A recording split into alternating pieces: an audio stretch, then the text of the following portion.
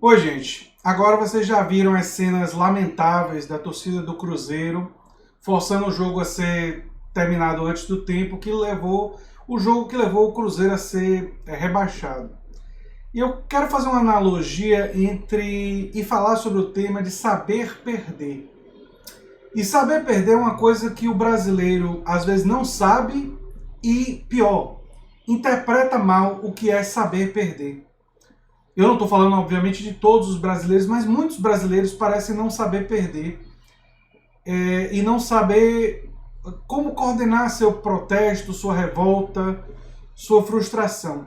E eu quero falar um pouco sobre isso, e aí é uma discussão mais filosófica, vou puxar inclusive experiências da minha própria vida e da minha própria relação com as vitórias e as derrotas da vida, tanto no esporte como na vida em geral, e talvez para fazer as pessoas refletirem um pouco sobre o que é ganhar, o que é perder e como é que a gente aprende a perder, e não é o que as pessoas pensam que é.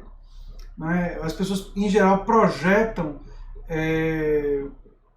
sentimentos e projetam formas de perder que eu, particularmente, não concordo. É claro que o que eu vou expor aqui representa apenas o meu ponto de vista, a minha perspectiva, mas um dos motivos para que eu fiz o canal era justamente para expor esse ponto de vista para outras pessoas, não é? Se você chegou agora, o canal é a Nova Máquina do Tempo, eu sou André Teixeira Jacobina, aqui a gente fala de política, de ciência e de filosofia. Tem a sessão de diálogos com grandes especialistas, o Filosofia Popular às sextas-feiras, recentemente uma parceria com o Dead Consense. Sugiro que vocês vejam a primeira parte, quem não viu. E a gente, se vocês gostam do que a gente faz, tem links das nossas redes sociais, do nosso Apoia-se e um comentário fixado no início dos comentários. Pois bem, por que eu digo que eu acho que muitas vezes o brasileiro não sabe perder? Porque a gente olha para o futebol, por exemplo, e muitas vezes quando o brasileiro perde, quer confusão, quer briga, violência, revolta. Mas não é só no futebol. Se vocês lembrarem, antes da eleição acontecer, Bolsonaro estava ameaçando que se ele perdesse, ele não reconheceria o resultado, porque ele disse que ele não acreditava na confiabilidade das urnas eletrônicas. Vocês lembram disso? Que poderia, e ameaçou até violência e até a possibilidade de um golpe. O curioso é que depois da vitória de Bolsonaro, ele não mais falou sobre isso, né? Ele não mais falou sobre a possibilidade de um golpe, nem falou mais sobre uma mudança no processo das urnas eletrônicas, que ele temia que iriam prejudicar ele. Né? É, no mínimo, interessante isso, né? Quando o questionar da vitória eleitoral, da derrota acontece, mas quando você ganha, você esquece do que você disse antes. E eu quero contar para vocês uma relação que eu tive, uma experiência que foi muito importante para mim. Eu, na minha juventude, né, eu ainda me considero jovem, mas enfim, quando eu era adolescente, eu era mesatenista, eu jogava tênis de mesa. Eu ganhei 2 vezes o campeonato do meu colégio, que era o UCBA, fui bicampeão do colégio e fui participar de campeonatos na Federação Baiana de Tênis de Mesa. Gostava muito, tênis de mesa era um esporte, enfim, que eu me dei muito bem, que tinha a ver com reflexo, com raciocínio rápido em velocidade, eu gostava bastante. Mas a experiência que mexeu mais comigo não aconteceu comigo. Eu estava lá, no dia do campeonato, e um colega meu de mesa tenista estava numa final e eles estavam empatados no último set e uma bola foi na direção que naquela época a gente tinha menos pessoas na federação, não tinha um juiz olhando para aquele ângulo, não eram 3 juízes como hoje em dia se coloca, só tinha um juiz e a bola foi num ângulo e numa velocidade que o juiz não viu que a bola bateu na quina da mesa. E aquele ponto, se creditado para o adversário desse amigo meu, desse colega meu de tênis de mesa, daria a ele a vitória. E o juiz, como o juiz não viu, deu ponto para esse mesa-tenista que eu conhecia, que era meu colega de clube, a gente jogava junto e tal. Mas ele estava num ângulo que ele viu que a bola bateu na quina. E aí ele levantou a mão, botou a raquete em cima da mesa e disse: o jogo acabou. A bola bateu na quina, eu perdi. Algumas pessoas podem achar: ele foi tolo, ele foi besta. Ninguém tinha visto, a não ser ele. Ele deveria ter deixado para passar. E a obrigação era do juiz, transferência de responsabilidade. A obrigação era do juiz, se o juiz não viu, o problema dele. E ele não deveria ter feito isso porque ele abriu mão de uma final, de uma medalha, de ser campeão.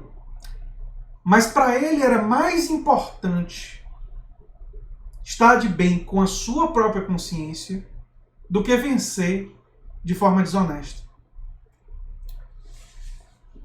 Eu dei um abraço nele depois do jogo, né? Enfim, falei com ele sobre como aquilo dali me impressionou e como eu gostaria de acreditar que eu faria a mesma coisa se estivesse na mesma circunstância. E isso mexeu muito comigo, o meu senso de justiça. Eu tinha 15 anos de idade.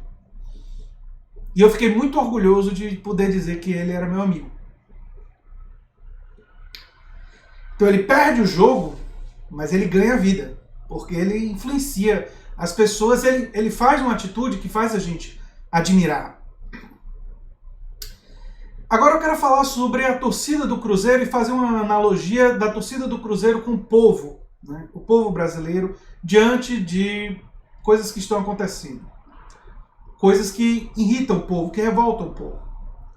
A torcida do Cruzeiro deve... Algumas pessoas acham que saber perder e saber vencer, a torcida do Cruzeiro tem que ficar calada, porque perdeu, não deve se manifestar.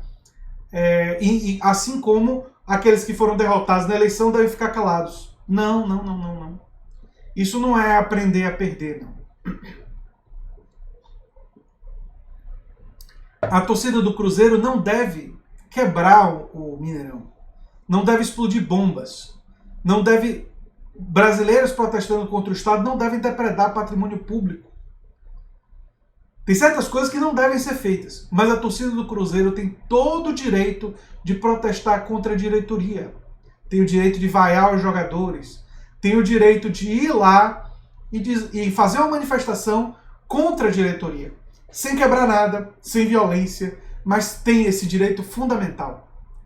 Exigir mais da diretoria, dos jogadores, pressionar, sem violência, ou no estádio vaiando, ou indo lá na sede do clube e protestando sem violência, sem destruir o patrimônio do clube, mas mostrando que não estão satisfeitos.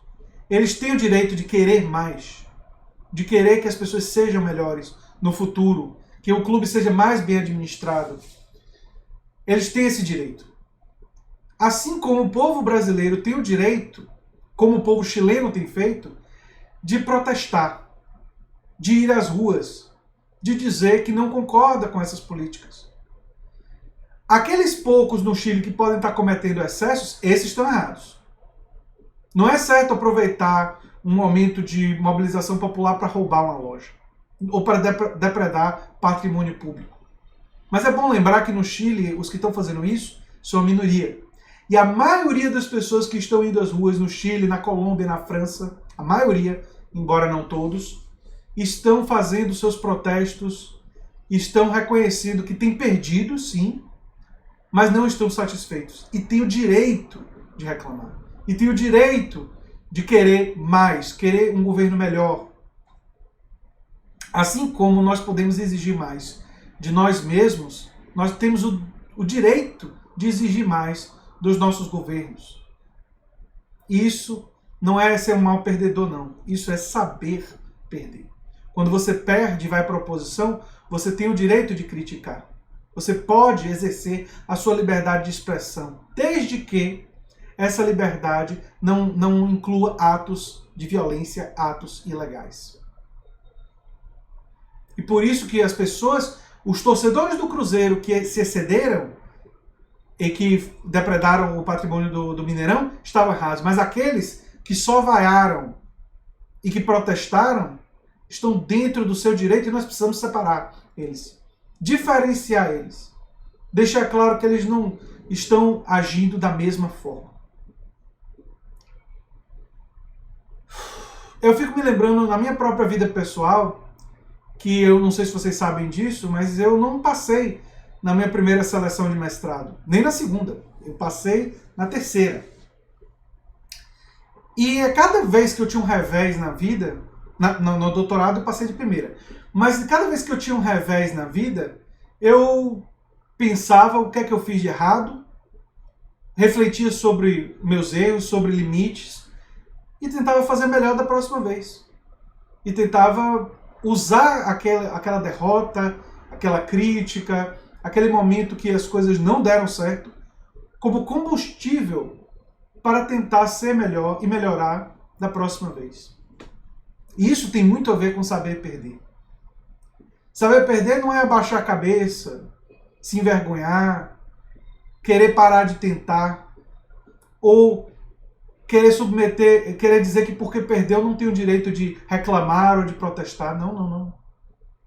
Saber perder envolve aprender com as derrotas, protestar quando existirem injustiças e usar da sua liberdade de expressão quando a derrota for uma questão coletiva e tem pessoas envolvidas nisso. Seja uma derrota para o povo brasileiro quando uma medida impopular está sendo aprovada, seja quando um clube é mal administrado.